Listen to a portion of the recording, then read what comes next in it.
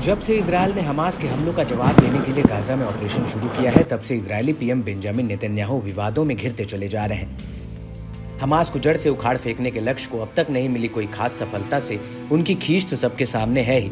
Hamas के कब्जे में कैद अभी भी कई निर्दोष इजरायली बंधकों की रिहाई को लेकर भी नेतन्याहू अपनी सरकार और जनता के निशाने पर हैं। इस बीच गाजा में इजरायली बलों की ओर से की जा रही बर्बरता और मानवीय क्रूरता को अब अंतर्राष्ट्रीय बिरादरी में नरसंहार कहा जाने लगा है।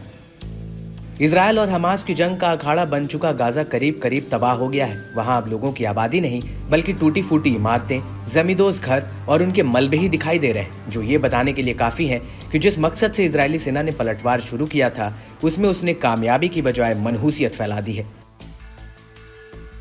इजरायली बलों के खतरनाक ऑपरेशन ने गाजा के अस्तित्व पर ही सवालिया निशान खड़े कर दिए हैं। यही वजह है कि अब इजरायल के टॉप लीडर्स निशाने पर हैं। खबर आई है कि नेतन्याहू अपने ही घर में घिर चुके हैं। हिब्रू न्यूज की एक रिपोर्ट की माने तो IDF chief of staff Herzi Halevi ने इजरायली पीएम बेंजामिन नेतन्याहू को युद्ध के बाद गाजा पर शासन कौन करेगा, इसका ऐलान करने में विफल रहने के लिए फटकार लगाई। वहीं इजरायल के चैनल 13 ने हलेवी के हवाले से बताया कि अब हम उत्तरी गाजा के शहर जबालिया में एक बार फिर से काम कर रहे हैं। जब तक गाजा में एक निकाय बनाने की कोई राजनयिक प्रक्रिया पूरी नहीं हो जाती है, जो हमास नहीं है, इजरायल तब तक अपने अभियान जारी रखेगा जब तक हमास के बुनियादी ढांचे को खत्म न कर दें, जो एक तरह से कभी न खत्म होने वाले काम की तरह है। आईडीएफ के वरिष्ठ अधिकारी ने भी गाजा को लेकर इजरायली सरकार से फैसला लेने और रणनीति बनाने की अपील की है। इसके अलावा नेतन्याहू सरकार के ही सदस्यों ने कथित तौर पर नेतन्याहू को चेतावनी दी कि पिछले कुछ हफ्तों में इजरायल के निर्णय लेने की कमी ने सिर्फ जान जोखिम में डाली है। इजरायल के चैनल 12 ने दावा किया कि नेतन्याहू ने स्ट्रेटेजिक प्लानिंग को लेकर शीन बेट प्रमुख रोनेन बार के साथ झगड़ा किया था। हालांकि बाद में उन्होंने इसका खंडन भी कर दिया।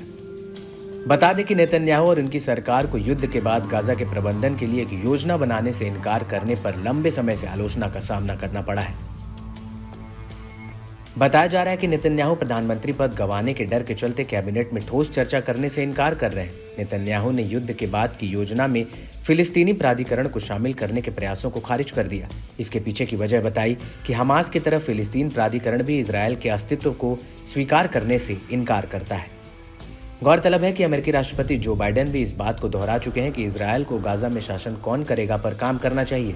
ऐसे में आने वाले दिनों में यह देखना काफी अहम रहेगा कि गाजा को लेकर इजरायली पीएम का स्टैंड क्या रहता है। क्या दबाव के चलते वे कोई कदम उठाते हैं या फिर वेट एंड वॉच की मुद्रा में रहकर इसे भविष्य के लिए छोड़ देते हैं।